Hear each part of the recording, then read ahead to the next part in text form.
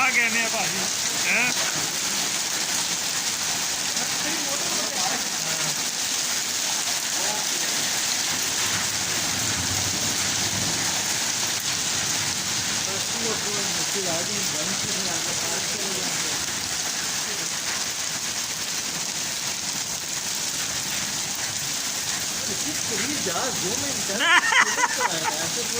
नहीं जी,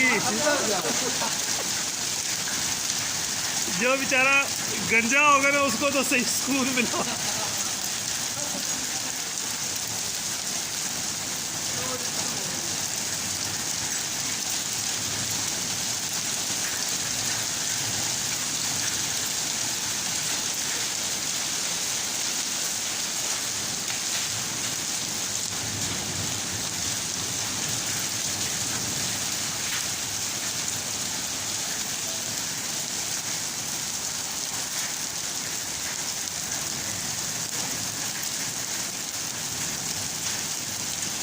इस्लामाबाद का खूबसूरत मौसम और बहुत मोटे मोटे ओले पड़े हैं जी।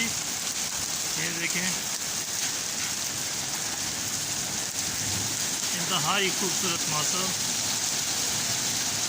ये है I8 मरकज़ और ये देखें जी, वाह,